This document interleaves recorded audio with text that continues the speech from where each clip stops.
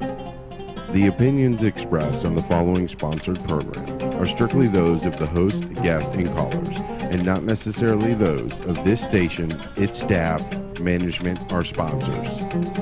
Broadcasting to you on WNN 1470 AM and TrentoVision.tv from the world's leading think tank laboratory, buried deep in an undisclosed building in hostile territory where evil and corruption is exposed. You're about to enter the Tom Trento Show.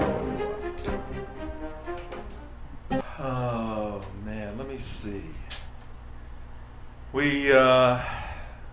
We do a show on national security issues and on all things Obama. Today is Tuesday, May 14th, 2013. I don't know. I wonder if there is anything to talk about today on our national security show. I don't know. Is there anything going on in Washington or with the president or anything on national security? It's a slow news day, Tom. Or on, spying on the Associated Press or Extortion 17 or Benghazi or there ain't no there. There is no there, says our president. Jay Carney, I heard, is going to check into a rehab any day now and try to figure out what the hell he is trying to do with his... Hi, everybody. Tom Trento here on WNN 1470 on the AM side of your dial on the 14th of May. If you go by our calendar, it is 65 years to the day, May 14, 1948, that the miracle in Israel, the rebirth of Israel occurred. And tomorrow, because it is... Pentecost now in the Jewish world. We will have Ronnie Wexler on to help us understand what significance the 65th anniversary in Israel is. In fact, this year, 2013, Ronnie, by the way, is the host of our trip September 30th through about the 10th of October to Israel. You got to start signing up, folks. You got to go to our emails. Contact me, Tom at TrentoVision.tv. The time is running out. We're leaving in September, and it's almost summertime, and it's going to fly by, and we have limited space. You got to come on this trip. It's a trip of a lifetime. And let me tell you, we have some shows of a lifetime this week. Mark and I were in Washington, D.C. last week. We sat in the Benghazi hearing. How do we know we sat there? Because people sent us screenshots on C-SPAN of Mark and I looking like, where's Waldo? We did look. It looked pretty stupid. Peering over the shoulders of Mark Thompson and Greg, what was Greg, the main guy? Not Dixon. What's his last name? There's so many names. Then the next day, on the 9th of May, we had a 6 or 7 hour experience on Benghazi on the 8th. I hear Petraeus may be coming back to testify.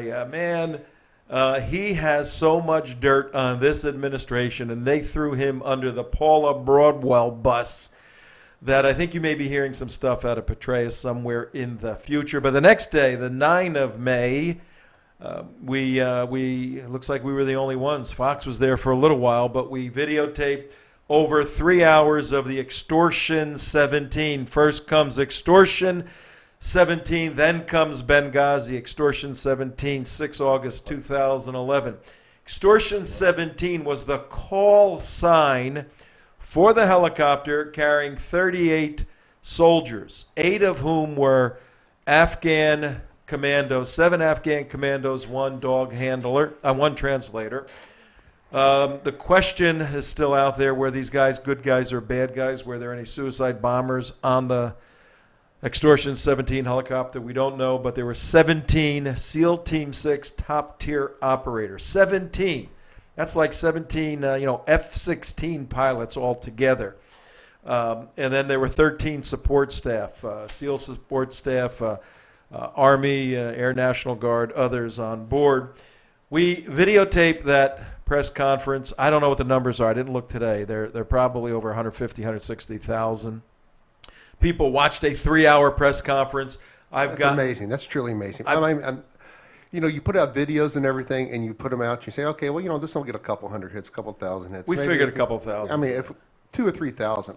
Within 24 hours, it had over 100,000 hits. It was truly amazing. It was 2 days. It had over 100,000 hits. Truly amazing. Very, very amazing. And the emails that we've gotten and the comments that are on this 3-hour press conference, you can go to youtube.com. Everybody knows youtube.com, and all you have to know is our organization, the United West.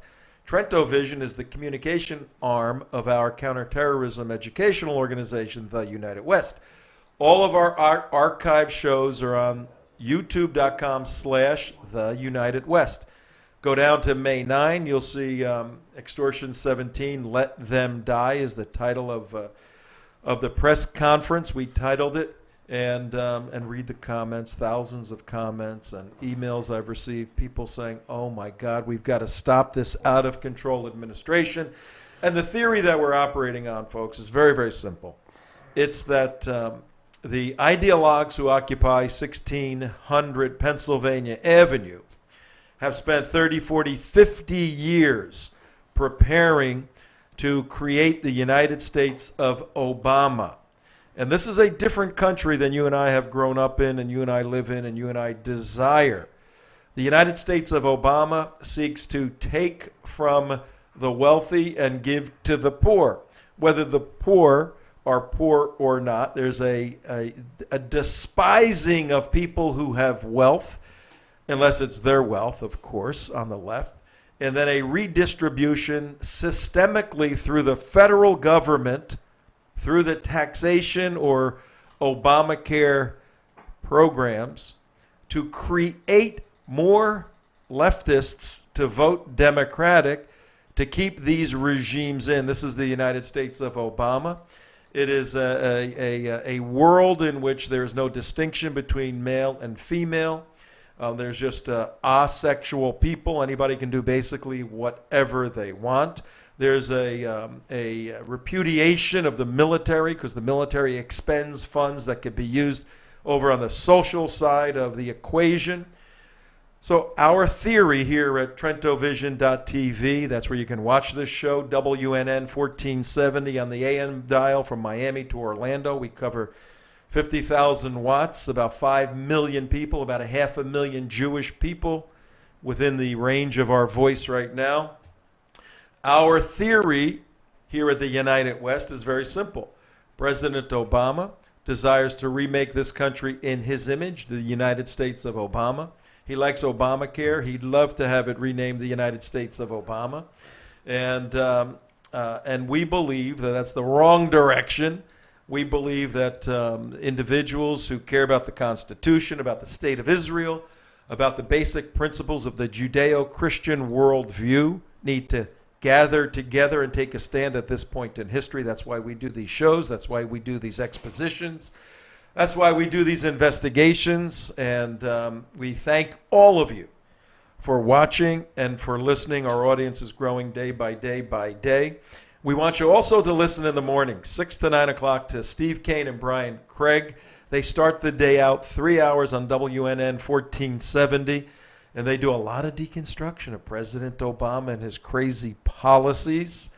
So that's something we need you to be doing. And look, we're like NPR. We're an educational organization that's a qualified IRS designated 501c3. We've had our 501c3 designation since, you ready for this, 1981, 30-something years. That's pretty long.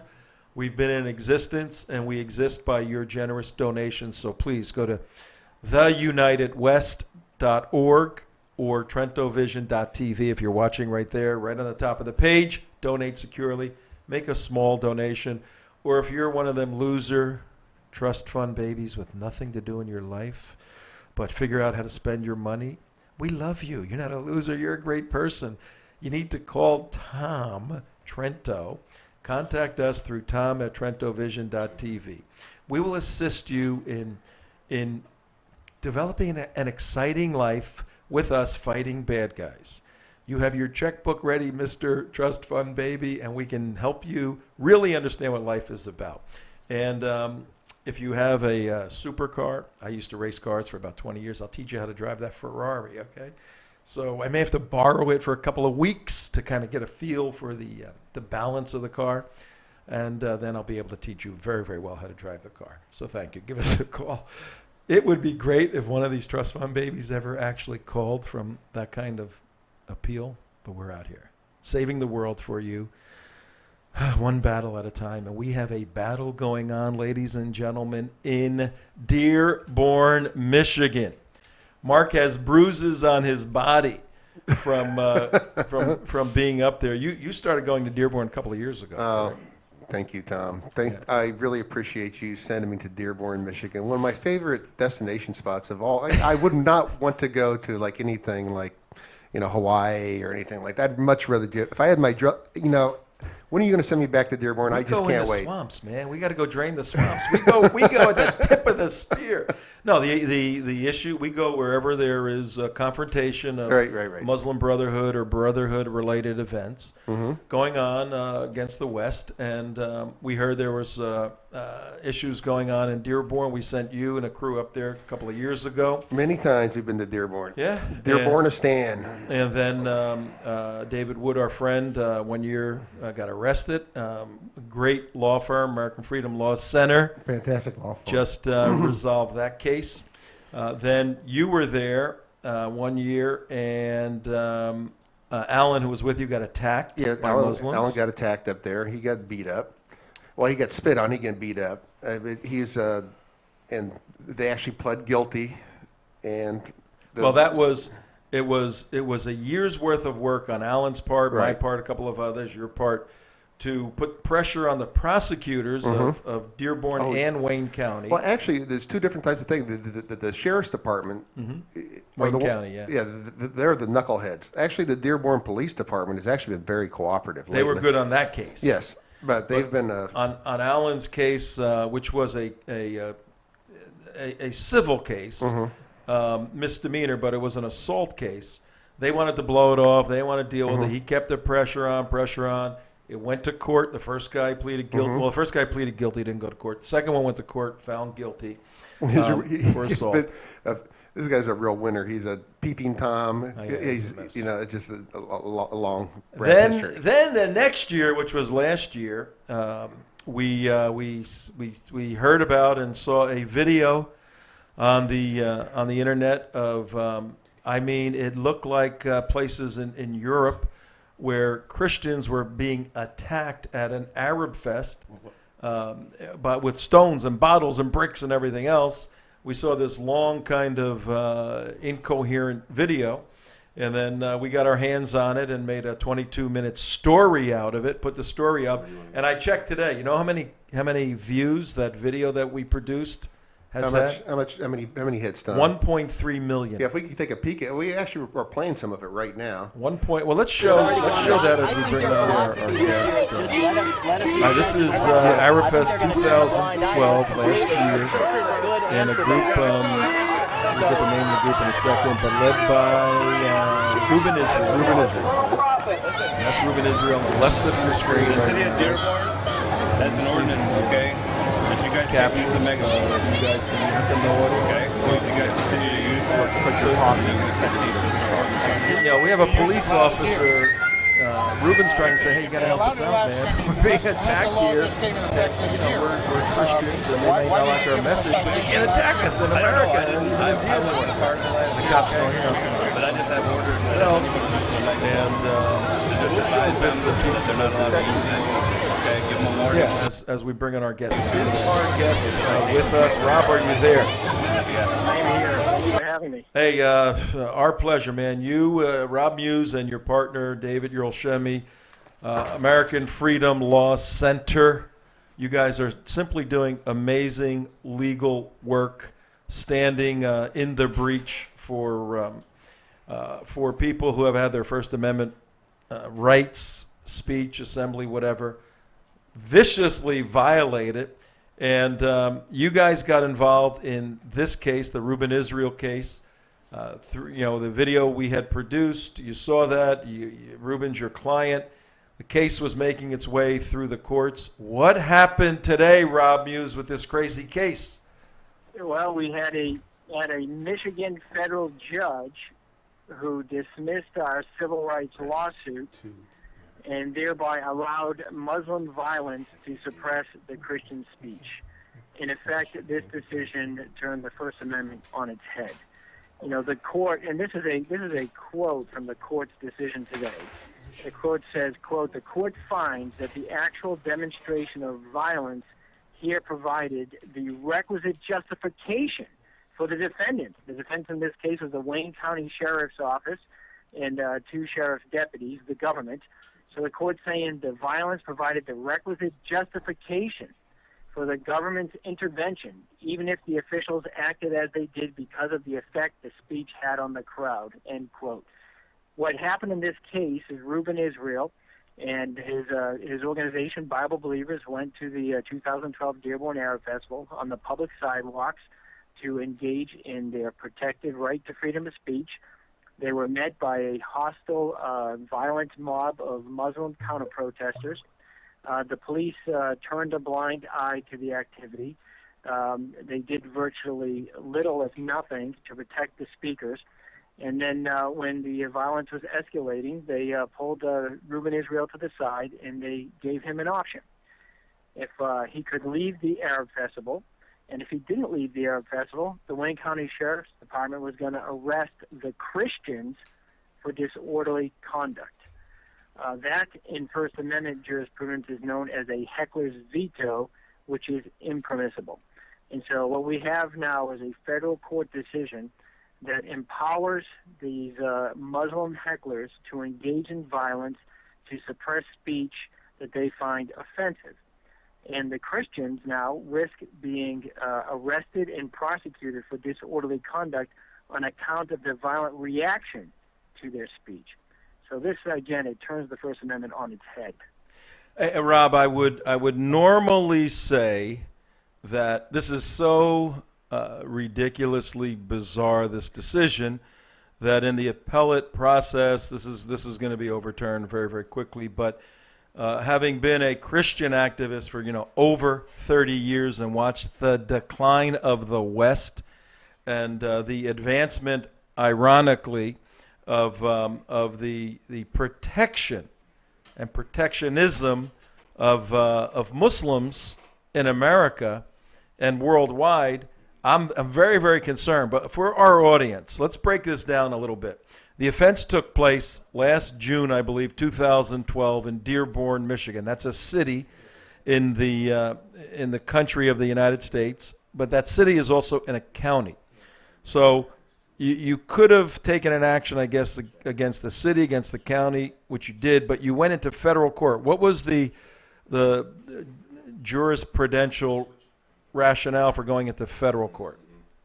Well, certainly the rights at issue here are constitutional rights, fundamental constitutional, the right to freedom of speech, the right to free exercise of religion, the right to the equal protection of law guaranteed under the First and 14th Amendment. So this case arises under the constitutional law of the United States, and the appropriate forum for vindicating those rights is a federal court. And so we brought a civil rights action under the Civil Rights Statute, which is 42 U.S.C. Section 1983. So this is a civil rights action pursuant to federal law brought under the Constitution, the federal Constitution. So the U.S. District Court is the proper forum for bringing that cause of action. All right, so for our audience, for the listeners out there at, let's see, what time is it here? It is, on my fancy clock, it is 20 minutes after 5 p.m. in the afternoon on the East Coast, folks. I have Rob Muise with me. He is the partner, one of the partners in American Freedom Law Center, an organization, legal center specializing in these issues, protection of the First Amendment rights of citizens. And Rob and his partner, Dave Yerol-Shemy, who is my colleague in the book Sharia, The Threat to America, have done amazing work. I mean, they have a vita that never stops. Rob was, you were in, the Marines for 10, 12 years or so? Hoorah, hoorah. 13 years in the Marine Corps. 13, Yes. And you have, 13 kids too, I think? Something like I have 12. One for 12 each star. children, close. One for each Yeah. star. right? 12. Yes. He has 12 kids. My dad was a Marine, and my 2 other brothers as well. So Okay. it's the Semper Marine Corps Fi, is, Semper Fi, my deep in friend. the tin. Yeah, so- Absolutely. Okay, so this is a true American patriot, making it simple for our audience. Not that our audience can't deal with complex things, Rob, but Reuben Israel and his group of 8 or 9 people, they were Christians, and some of their signage was offensive to Muslims. You're going to believe in Jesus or you're going to go to hell. Mohammed is a liar and all of this. Was the issue of offensive speech ever considered in this case up to this point? Well, certainly it is an issue in 2 respects. One is when you have a crowd, or in this case, the crowd, the listeners, reacting to speech in a violent manner. And here it was evident from the video that you very important video that you put out that many people, as you indicated, have viewed. It's quite evident when you watch that video that the violent activity that was taking place was in response to the actual messages conveyed by Reuben Israel's group, because all they were doing was engaging in free speech activity. They weren't doing anything other than expressing a message which was causing a violent reaction. So certainly those who were hearing or reading the message from Reuben Israel found the message offensive, so offensive that they engaged in violent response. So you have the reaction of the crowd demonstrating, and the statements that they made, you can see on the video, that they were offended by the speech of Reuben Israel. And you even have comments from the law enforcement officers. At the very end, the Deputy Chief Richardson, the one who told them that, if you don't leave, we're going to arrest you for disorderly conduct, he pointed right to Reuben Israel's members and Reuben Israel and the signs, and he said essentially, look at your people here, look at this, this is crazy. I mean, he was referring to the signs, and he himself was describing it as crazy. I mean, the comments that the officers made, it was evident that they, too, found the speech offensive. But the reality is, under the First Amendment, if any speech requires protection, it's the off-putting speech. Right. In fact, the Supreme Court has, made very clear, the offensive nature of speech isn't a reason for not providing your protection. It is a reason for according it even greater protection. And that's what we had operating here. And the courts have made clear, I describe it as a heckler's veto, but that's not my term. That's what the courts have said. When you allow the violent reaction or response to speech to be the basis for suppressing the speech, you are effectuating the heckler's veto. That is a content-based restriction on speech that is impermissible under the First Amendment. Hey, Rob, just There's ironically, so many things wrong with this decision. Go ahead. I'm sorry. Just ironically, as you're saying, talking about a heckler's veto, we're rolling the video under your voice, and there's a Muslim kid yelling and screaming, and he's illustrating exactly what you're talking about, that his behavior, his actions right now have vetoed the rights of Reuben to hold an offensive sign. Now, we know the mindset. This is our expertise of these sort of Muslim activists, and we deal with them all the time on campuses in different countries, all of that. I guarantee you, correct me if I'm wrong, I guarantee you, when this news hit the Islamic community in Dearborn that this federal judge threw it out, We win. They said this. We win. We win. They said when they come back this year, we kick their asses and we throw them out. What do you think? What's going on in their heads right now? No, I totally agree. It's sad to say that this decision is rewarding violent behavior. It is condoning violent behavior. It's promoting violent behavior. I mean, this is the sort of thing you see in Benghazi. You don't see in a city street in the United States, apparently, I guess, except if it's the city of Dearborn. I mean, this is really this. What is the message? I mean, you hit upon what I think is probably one of the most troubling parts of this decision is what is going to be the reaction then next year. The Wayne County Sheriff's Department, and here's one other thing that I want to point out. They said even at the AFLC in 2012, they had 34 deputy sheriffs, they had 19 reserve officers, and they had a mounted horse unit of six mounted officers on horses. They were bragging in their briefs in this case that this was a larger force than they provided at the World Series or when the President of the United States visits the city of Dearborn. The city of Detroit. So they had a substantial law enforcement presence there. And I said during an argument which we had just a week or so ago, I said, you tell me that if the President of the United States was walking down the street and he was met with this kind of violence, that you didn't have a substantial enough police force to to take them away? And of course they did. Yeah, of course they did. And the judge in his decision today, he dropped the foot and he said, well, of course the President of the United States would be protected because he didn't have additional security forces. Well, that wasn't the point I was making. The point I was making is that if they truly wanted to protect the speech and exercise and what their duty was to protect the speech, there's no question they could have. Right. You remember, you were mentioning before in the monologue about the 2010 with the Christians that were arrested. I represented David Wood and the Bill Qureshi and the others, and they were acquitted, thankfully. You saw in that video, the police came up, put them in handcuffs, and took them away in jail. You don't think for a minute that the police, those sheriffs, came out and took, a half a dozen of those individuals, put them in handcuffs, and took them away, that all of a sudden this riotous crowd of brave youths with bottles would decide, hey, it's better off to go home and leave these guys alone. Right. Of course not. They didn't do any of that. In fact, in their entire reports, their reports afterwards showed that they issued one citation for disturbing the peace. They gave 3 verbal warnings and temporarily detained just 2 individuals out of all of that. No official arrest.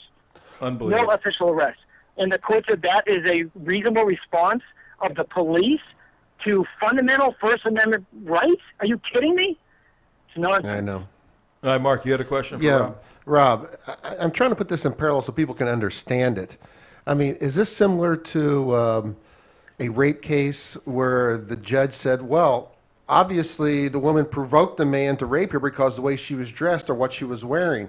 He has every right to rape her because she provoked him. Is that the argument that the state is making? Well, I hate to compare these two things to rape, but the point about that their free speech activity was provoking the crowd's reaction is exactly the point. And this has been addressed in other cases before, whether it's dealing with the KKK or civil rights protesters in the 1960s, where there was far more violence than this. Or even, the individuals that want to burn the American flag and the crowd gets riotous, and so they tell the individual, stop burning the flag because the crowd's going to riot. Well, which way has the courts fallen out in those cases? Always on the speaker. Even if you're burning an American flag and that's causing a crowd reaction, a crowd that's going to react violently, what does the court say? Look, he has a right to burn that flag, and the proper response of the government is to protect that speech. Here you have peaceful Christian speech, and the government and the court says, hey, we're going to side with these violent Muslim hecklers and justify the police's action in arresting the speaker rather than arresting those who were responding criminally. Well, to protect the victim here is actually Reuben Israel. He was the one who was attacked. He's the one who's physically, he's Absolutely. the one. So what they're doing is they're not protecting the victim, they're protecting the rapist, if you will. That's why I was trying to make that parallel, was they're going after the criminal and saying, no, he has a right to do that. And that's just completely 180 upside down, is it not? Exactly. Like I said, it turns the First Amendment on its head. It's allowing the people who want to engage in violence, in criminal activity, it's condoning and rewarding that behavior. Because what was their goal?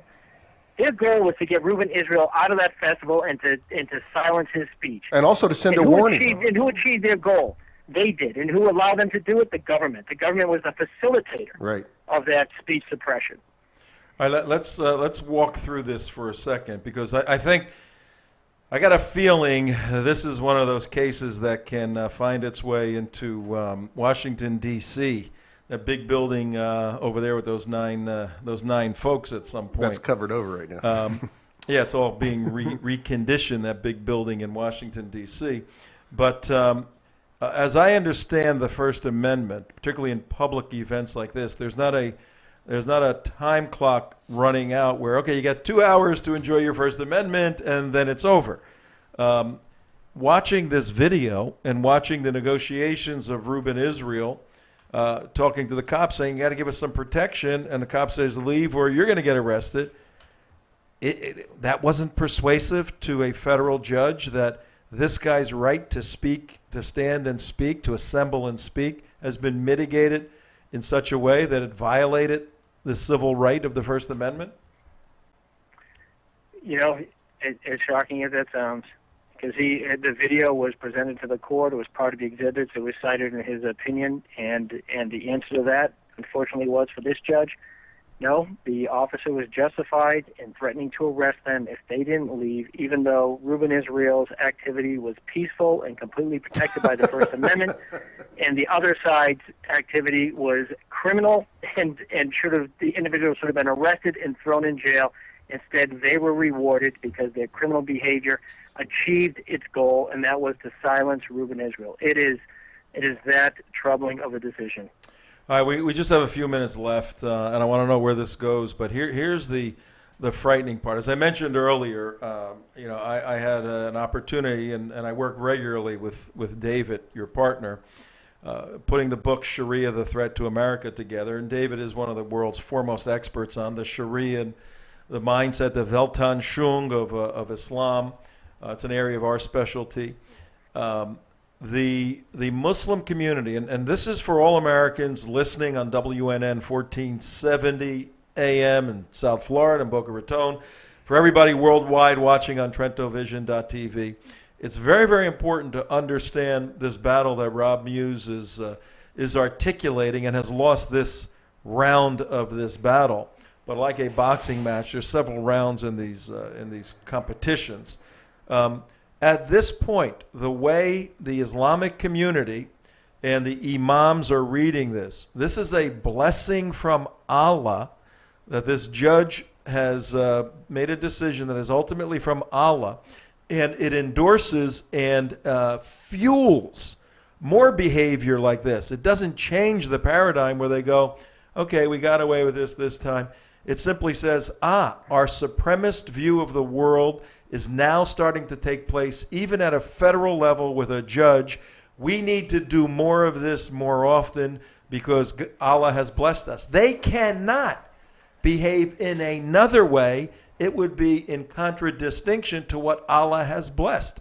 This is the way the Islamic mind interprets these sort of Western battles. This is extremely serious, ladies and gentlemen. Rob, where does this thing go next? Well, we literally probably within an hour of the court rendering its decision, we immediately filed a notice of appeal to the Sixth Circuit. So we're going to be taking this up to U.S. Court of Appeals of the Sixth Circuit. If we don't get a favorable panel, we'll ask for a full court review. We don't get a full court review, we're going to take it to those 9 individuals you mentioned in Washington, D.C., to the U.S. Supreme Court. We can't subject our First Amendment rights to mob rule, and that's where we are.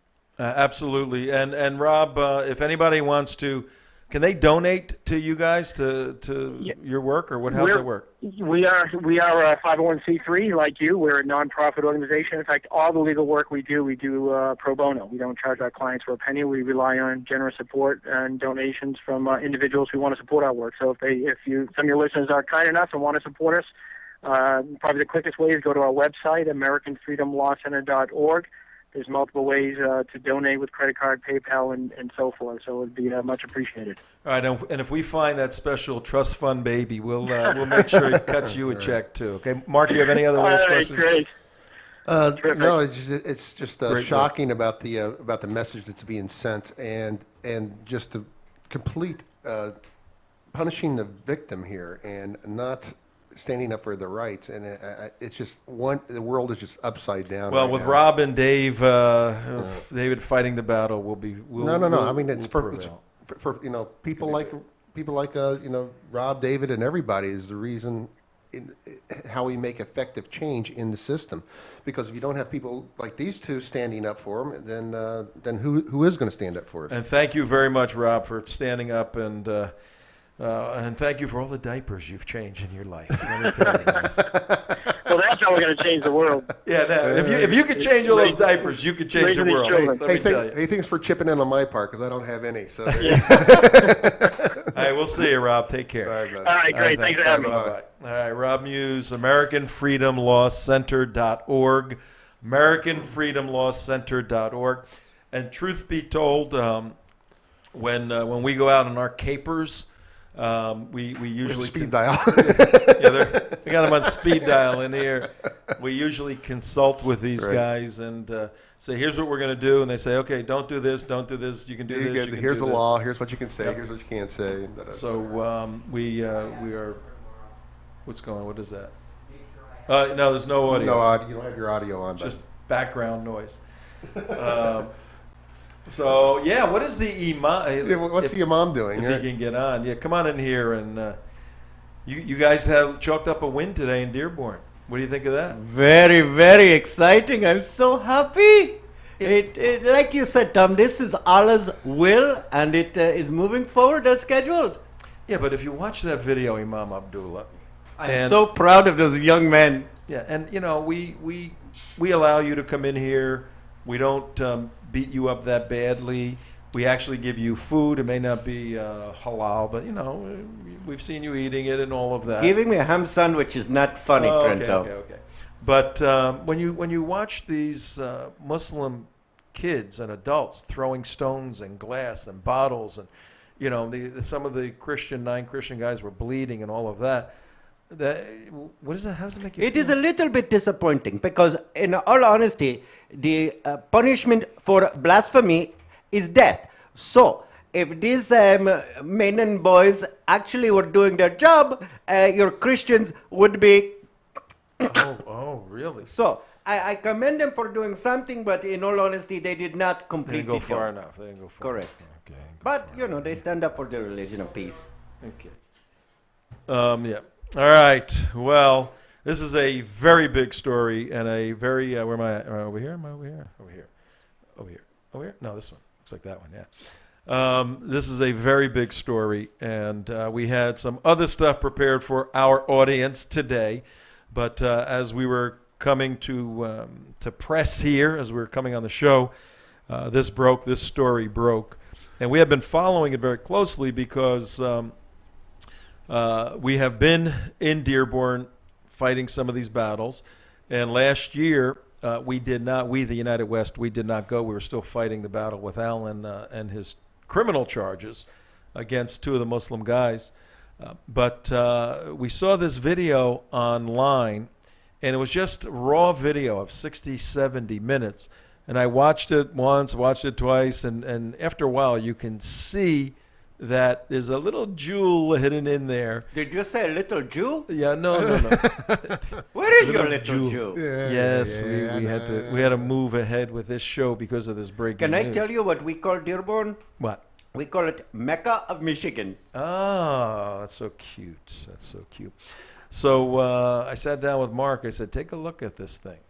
And Mark did, I think, 2 or 3 cuts. First cut, you know, from 70 minutes to like 30, and Alan and a couple of people made some suggestions, and then came out with this 22-minute piece that really tells a story, and it's beautiful. You got to watch it.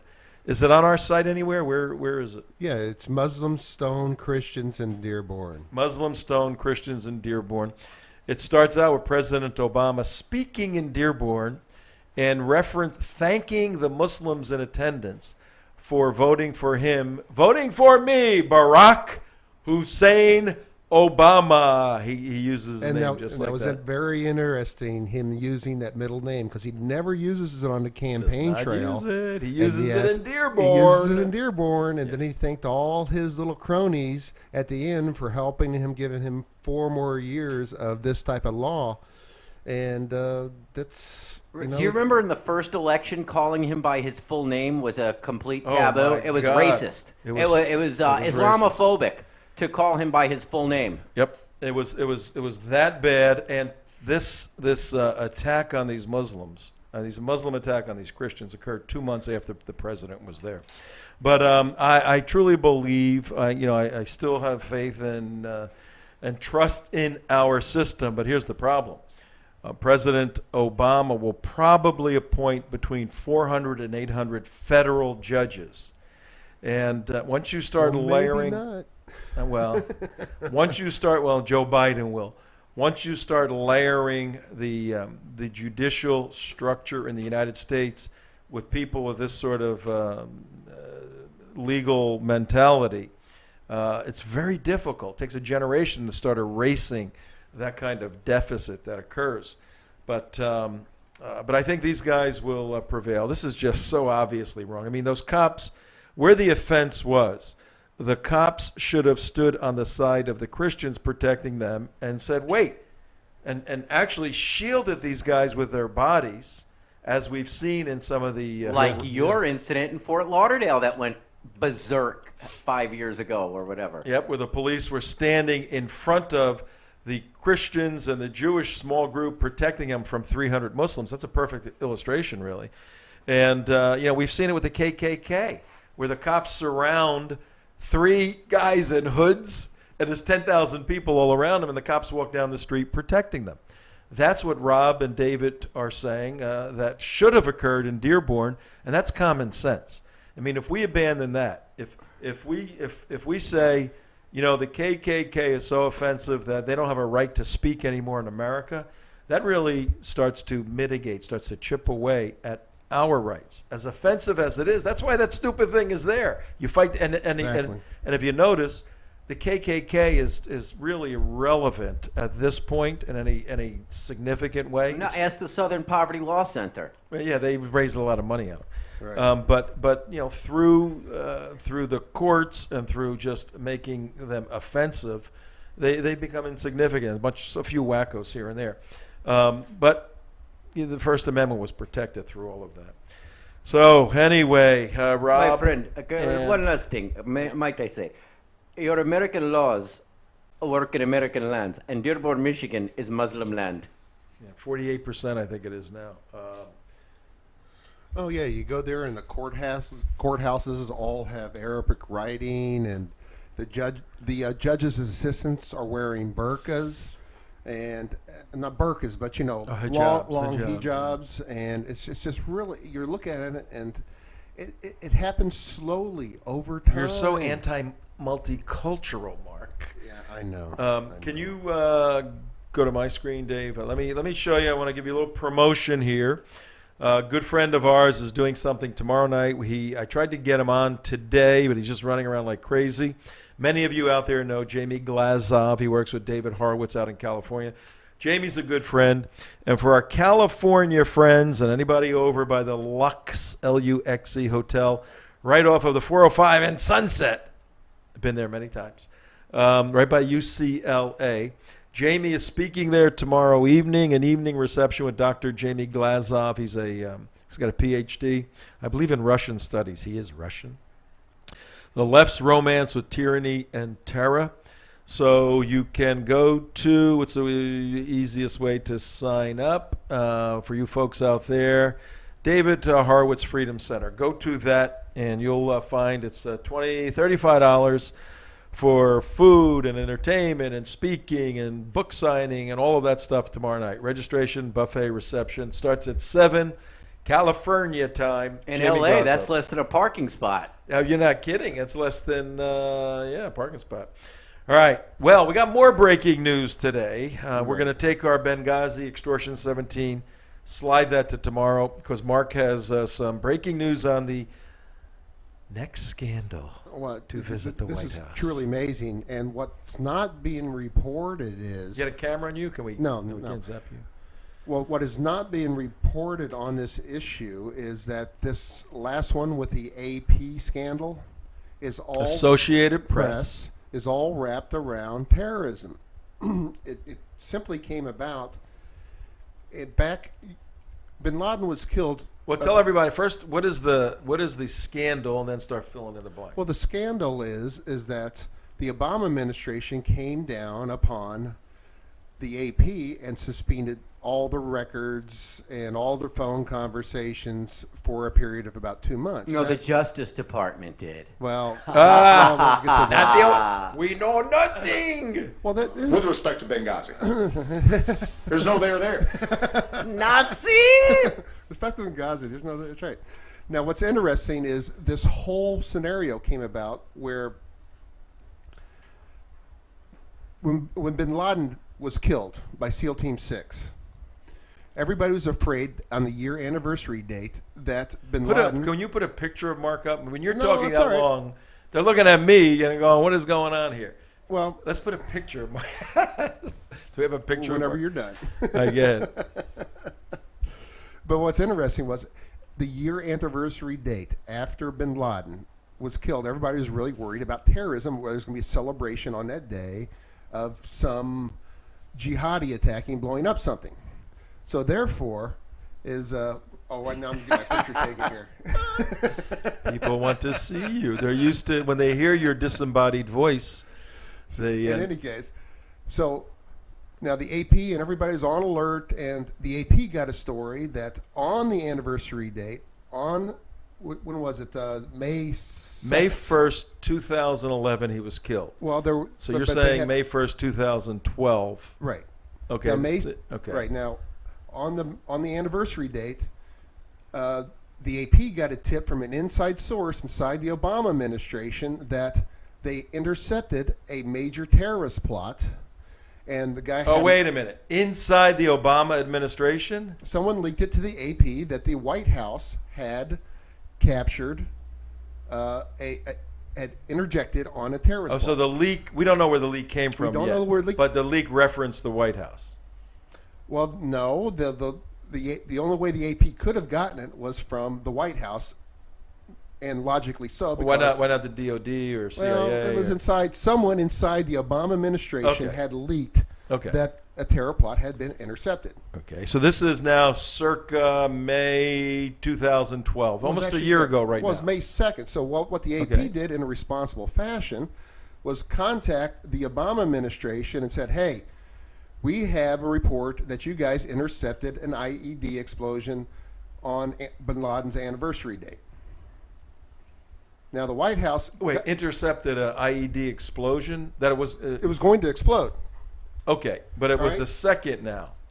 Now, the White House came out... I'm trying to follow. I don't know much about this. Well, so the White House came out and said publicly, says, no, everybody's safe, nothing to worry about here, nothing to see here. And they were putting that out publicly. Well, the AP came and says, hey, we just got a guy, a very high source that says, actually, what you're saying is actually not true. There's actually been IED intercepted. Do you understand what I'm saying? Well, yeah, there was an improvised explosive device, IED.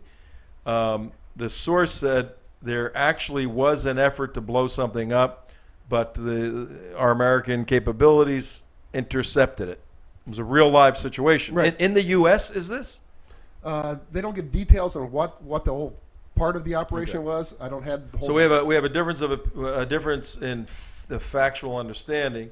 White House saying, nothing happened. There's no there. The source is saying, yeah, something really happened. Right. Okay. So the AP, when they contacted them, they said it got verified eventually that in the White House press that, yes, an IED was intercepted on May 2nd. But guys, do not release the story because it involves national security and it's very sensitive. Okay. So the AP said, okay, we'll sit on a story. Okay. And they sat on a story for a few days. And then they contacted the administration again and says, now, have the security concerns been, are there any more security concerns concerning this story? Finally, the White House acquiesced and said, no, there's no more threat to America on releasing the information for this story. Okay. It said, but what we would like for you to do is sit on a story and not release it until we publicly release it ourselves. And the AP said, well, no, we've been sitting on this story for a week now. We're going to release it. So they released the story. After all the Have we seen the story? Yeah, it was back in May 7th. And You know, they disclose the details of the story and everything like that. So, but that's not the real issue here. The real issue is the Obama administration got mad at the AP and said, "Oh yeah, you're not going to, acquiesce to our demands. Well, what we're going to do, we're going to pull a full-level investigation on you via the White House." Oh man, this is Richard Nixon kind of stuff. So this is a payback type of thing. So what they did, they tapped the phone records of 5 reporters and their boss, and tapped the phone lines of not only them of the reporters, but the main phone line to the AP, where hundreds of reporters call through and give up their sources. So they're looking. Hang on. I found the story, and listen to this. This is the Associated Press by Adam Goldman and Matt Apuzzo, May 7, 2012. This is the one you're referencing. Exactly. Listen to this. Listen to the plot. The CIA thwarted an ambitious plot by Al-Qaeda's affiliate in Yemen to destroy a U.S.-bound airliner using a bomb with a sophisticated new design around the 1-year anniversary of the killing of Osama bin Laden, the Associated Press has learned. The plot involved an upgrade. You ready for this? You guys listening over there? Listening. I want your response on this.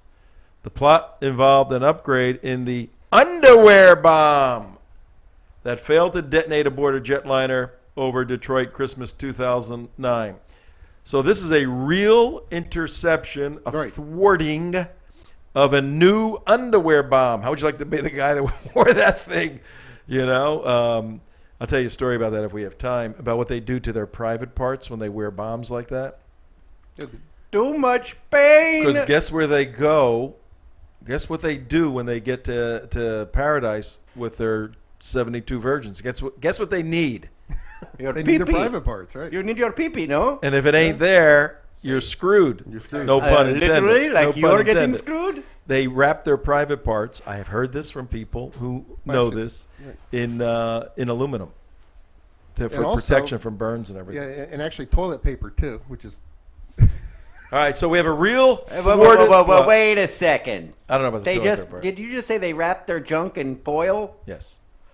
When they're doing suicide bombing, to protect their private parts for use in paradise afterwards. And you didn't think Islam made sense. Come on. All right, they wrapped a real thwarted deal. The AP broke it. Now what happened? well, after they broke the story. I remember this story too. Yeah, after they broke the story, they said, "Well, we're going to find out who the leak is." Even though all the threats have been concerned, they were mad. Obama now. Oh, we got Mark. We have you, Mark, in a static shot. In a static shot. Looks like you got that bomb in your underwear. Looks like somebody just. Foil. It looks like he's got something else in his underwear. It looks like somebody just said, "You got to wear an underwear bomb there, Abdullah." Yeah, go ahead. So what happened? So what happened was CJ's missing all the This is a payback locker room investigation. humor today. All right, you can put up the full screen now if you want to, on Net 2.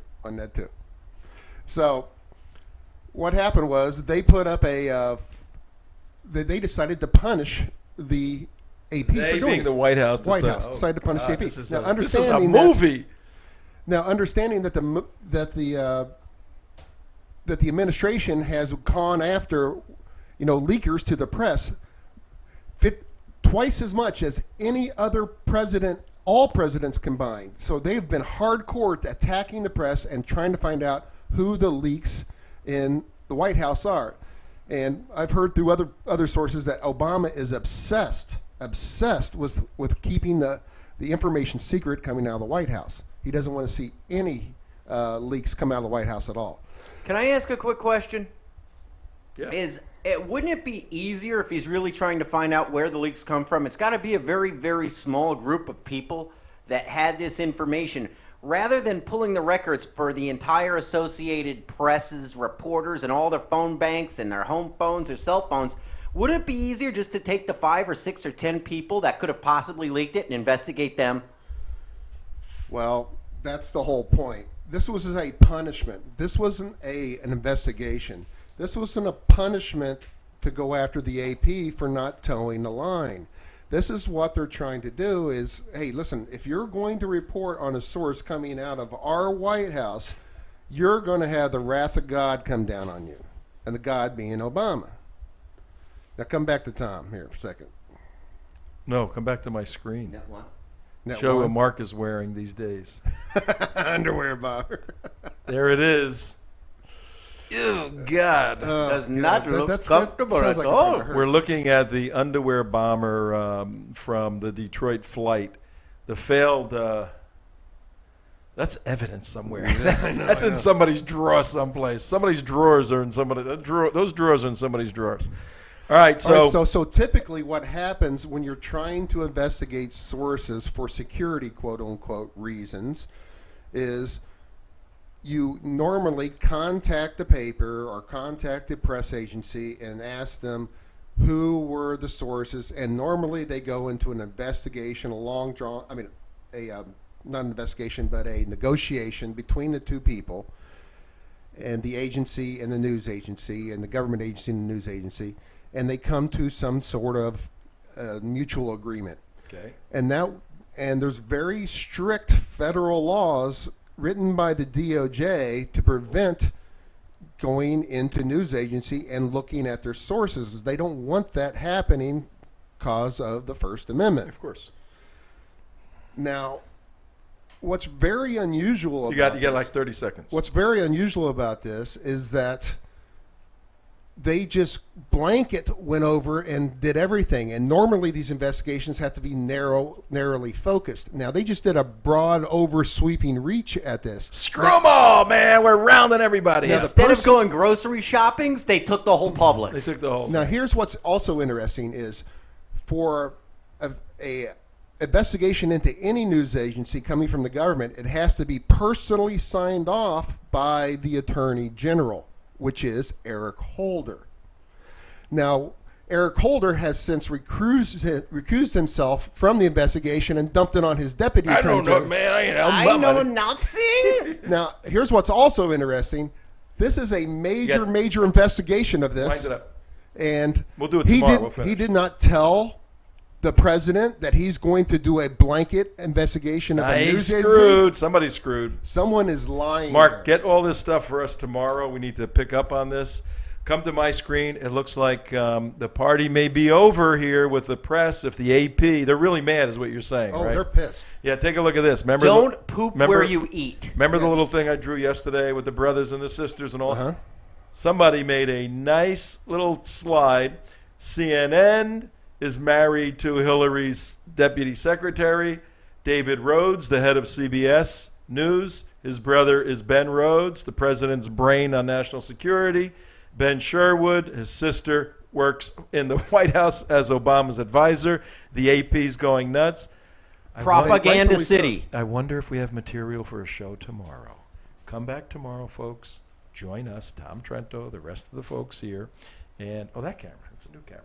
CJ will be with us tomorrow. Have fun. Have a very good evening. Bye-bye, Obama.